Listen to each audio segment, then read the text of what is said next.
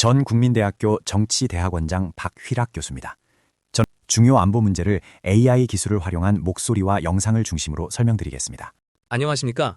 원래 이번 주에는 남북한 군사력 비교를 심층 분석해드리려 했습니다만 미국과 이란이 2주간 휴전에 합의함으로써 군사작전이 일단 중지된 상황이라서 지금까지의 경과를 통하여 드러난 교훈으로 주제를 변경했습니다.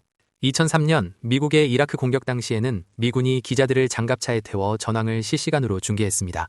하지만 지금은 다릅니다. 미군은 보안을 이유로 철저히 비공개 작전을 수행 중이며 CNN을 비롯한 외신들도 세부 현황을 파악하지 못하고 있습니다. 따라서 세부적인 군사적 교훈을 도출하는 것은 정보가 없어서 어렵고 거시적인 사항, 국제정치적인 사항을 중심으로 이번 미국의 이란 군사작전과 관련하여 우리가 유념해야 할 사항을 5가지 말씀드리고자 합니다. 첫째, 가장 충격적인 사실은 국제정치가 다시 약육강식의 정글로 돌아왔다는 점입니다. 2026년 2월 28일 새벽 1시 15분, 미국은 그 어떤 외교적 명분이나 사전 경고도 없이 이란을 기습 공격했습니다. 그동안 미국은 러시아의 우크라이나 침공을 비판하며 국제법과 규범을 강조해왔습니다. 하지만 이번 작전에서 미국은 유엔 안보리 결의나 국제법적 절차를 완전히 건너뛰고 일방주의를 선택했습니다. 인류가 2차 대전 이후 공들여 쌓아온 국제법에 의한 질서가 힘 앞에 무력해진 순간입니다. 핵무기를 가진 북한 앞에서 우리만 국제규범을 외치는 것이 얼마나 위험한지 알아야 합니다. 힘이 없으면 평화는 구걸일 뿐입니다. 둘째, 이번 작전은 외교적 노력은 시간 벌기일 뿐이라는 냉혹한 진실을 증명했습니다.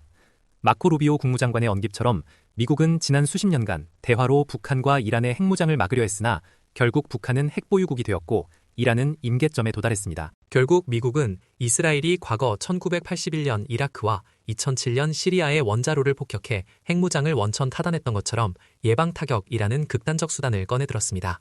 사실 1994년 영변 핵시설 타격 기회를 놓친 결과 지금 북한은 미국조차 손대기 어려운 괴물이 되었습니다. 또 2015년 핵 합의에도 불구하고 이란은 비밀리에 60% 이상 농축된 우라늄을 450kg이나 확보했습니다. 결국 핵은 말로 막을 수 없다는 것이 입증된 셈입니다. 셋째, 이번 이란 사태는 참수작전의 위력과 그 이면의 한계를 노출시켰습니다. 미군은 작전 시작과 동시에 이란의 최고 지도자 하메네이를 비롯한 수뇌부를 폭격으로 제거하는 참수작전을 성공시켰습니다. 지휘부가 사라진 이란군은 반격 한 번 제대로 못하고 무너졌습니다. 지난 1월 베네수엘라 마두로 체포에 이은 미국의 압도적 군사력 과시입니다. 하지만 여기서 중요한 한계가 드러났습니다.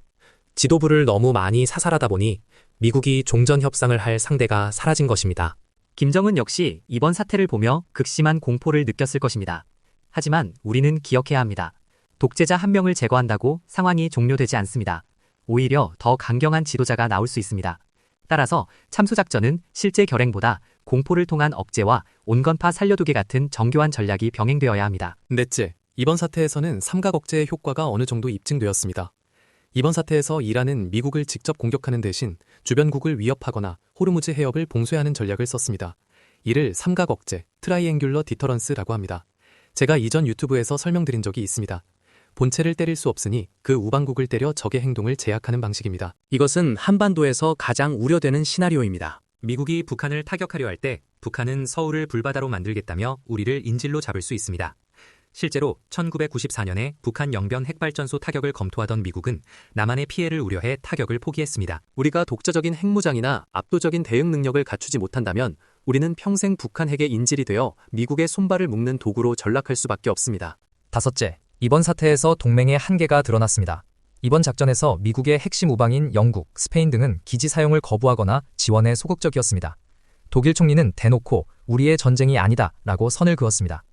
1991년 걸프전 때와는 완전히 다른 분위기입니다. 트럼프 대통령의 거친 일방주의 외교 탓도 크지만 냉정한 국제사회의 현실을 보여줍니다. 한국 역시 호르무즈 해협 안전보장 요구에 미온적이었습니다.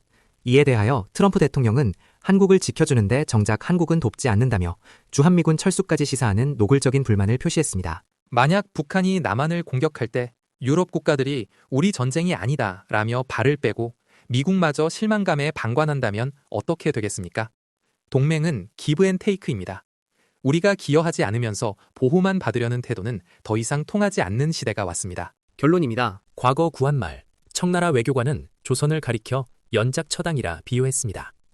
처마 밑에 제비와 참새가 집이 불타는 줄도 모르고 안락함에 젖어 있다는 뜻입니다. 지금 우리 사회가 그렇습니다.